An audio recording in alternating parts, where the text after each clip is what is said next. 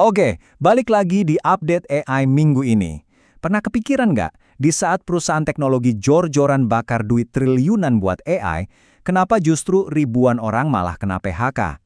Nah, minggu ini kita bakal coba ngurai paradoks aneh ini, plus kita lihat ada kemajuan gila apa aja di dunia AI, khusus buat kalian para developer, kreator, dan tech enthusiast di Indonesia. Oke, biar nggak pusing sama semua berita ini, kita udah pecah jadi 5 bagian utama. Yuk kita bedah satu-satu biar kelihatan gambaran besarnya. Pertama-tama, kita bahas dulu sebuah kontradiksi besar yang lagi kejadian sekarang di pasar. Sesuatu yang agak aneh, jujur aja. Ini pertanyaannya, kenapa sih di satu sisi perusahaan teknologi belanja AI gila-gilaan, tapi di sisi lain investor malah jadi gugup, harga saham turun, dan para pekerja jadi cemas karena PHK? Apa yang sebenarnya lagi terjadi? Jadi, gini ceritanya. Perusahaan kayak Meta dan Microsoft itu pendapatannya lagi kuat banget, tapi mereka ngomongin mau belanja modal buat infrastruktur AI dalam jumlah yang fantastis. Nah, Wall Street ngelihat ini dan langsung mikir, wow, biayanya gede banget, kapan balik modalnya? Sebanding nggak nanti profitnya? Keraguan inilah yang bikin harga saham mereka malah turun. Aneh kan?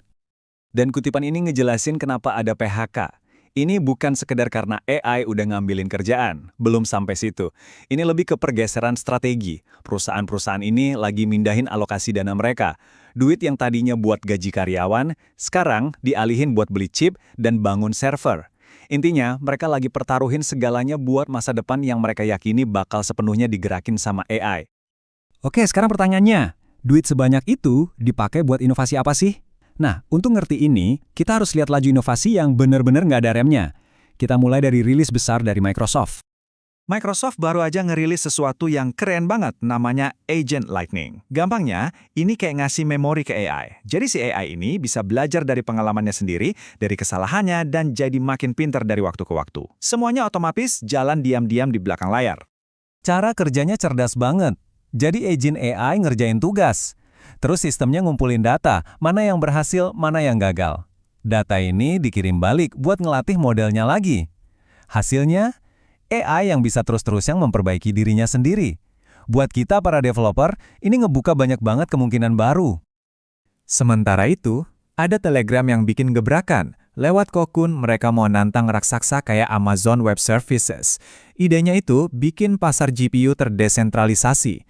Jadi siapa aja yang punya GPU nganggur bisa nyewain kekuatannya.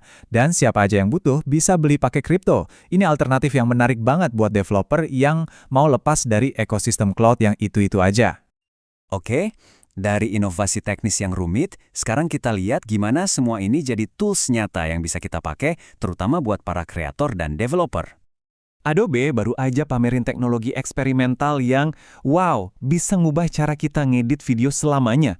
Coba bayangin, kamu cuma perlu ngedit satu keyframe di Photoshop dan perubahannya otomatis teraplikasi ke seluruh klip video. Gila kan? Ini bakal ngemat waktu banget buat para kreator konten. Dan otomatisasi ini nggak cuma buat hal-hal kreatif. Elon Musk juga nggak mau ketinggalan. Dia nantang Wikipedia dengan Growkipedia. Konsepnya, sebuah ensiklopedia yang isinya ditulis dan diupdate sama AI, bukan manusia. Tujuannya, buat ngurangin bias. Jadi isinya murni berdasarkan data dan algoritma. Nah ini yang mungkin banyak dari kita nggak sadar. Diam-diam YouTube lagi ngasih facelift ke video-video lama kita. Pakai AI, video jadul yang resolusinya rendah di upscale jadi HD bahkan 4K. Coba deh cek video lama di TV layar besar, pasti kerasa banget bedanya sekarang. Kalau kita lihat, skala pengembangan AI sekarang itu luar biasa banget. Di satu sisi ada yang valuasinya sebesar planet, tapi di sisi lain ada AI yang bisa muat di kantong kita. Coba deh lihat angka ini, 5 triliun dolar. Ini gila banget. Saking besarnya permintaan chip AI, valuasi Nvidia sekarang lebih besar dari PDB negara maju kayak Jepang atau Inggris.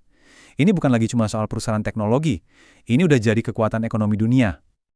Tapi, itu kan cerita soal superkomputer dan data center raksasa. Gimana dengan AI yang bisa kita jalanin di laptop kita sendiri? Nah, di sisi lain spektrum ini, ada IBM dengan model nanonya. Ini bukti nyata kalau kita nggak selamanya butuh cloud buat ngejalanin AI canggih. Model ini open source, efisien, dan bisa jalan langsung di laptop kamu. Artinya apa? Privasi lebih terjaga, kontrol penuh di tangan kita, dan potensi inovasi yang bisa kita oprek sendiri tanpa harus connect ke internet. Oke, jadi kita udah lihat dua sisi. pasar yang cemas, tapi inovasi yang meledak-ledak. Terus, apa artinya semua ini buat kita? Buat kamu sebagai seorang profesional di bidang teknologi? Jalur karir yang dulu lurus dan jelas, sekarang kayaknya udah nggak gitu lagi. Jadi, gimana caranya kita bisa bertahan, atau bahkan berkembang pesat di era yang serba AI ini? Nah, ini intinya. Kuncinya adalah mengubah cara kita mikir soal karir. Jangan lagi terpaku sama jabatan. Anggap diri kamu itu sebagai sebuah paket keahlian. Kamu punya skill A, B, dan C. Dengan paket ini, kamu bisa jadi pemecah masalah yang fleksibel yang bisa ngerjain berbagai tantangan baru seiring teknologi terus berubah. Dan yang paling penting, ingat, masa depan ini bukan sesuatu yang tinggal kita terima aja. Ini adalah sesuatu yang harus kita bangun. Dan enaknya, kita bisa bangun bareng-bareng. Caranya, ya dengan saling terhubung, saling diskusi sama orang-orang yang punya visi yang sama. Makanya kami ngundang kalian semua buat lanjutin obrolan ini di komunitas DevMod. Share ide-ide kalian, pamerin proyek yang lagi kalian kerjain, atau sekedar diskusiin topik kayak gini sama developer dan kreator lain se-Indonesia. Langsung aja mampir ke devmod.id. Makasih udah nyimak. Nah, sekarang pertanyaannya buat kamu. Skill baru apa yang mau kamu pelajari minggu ini?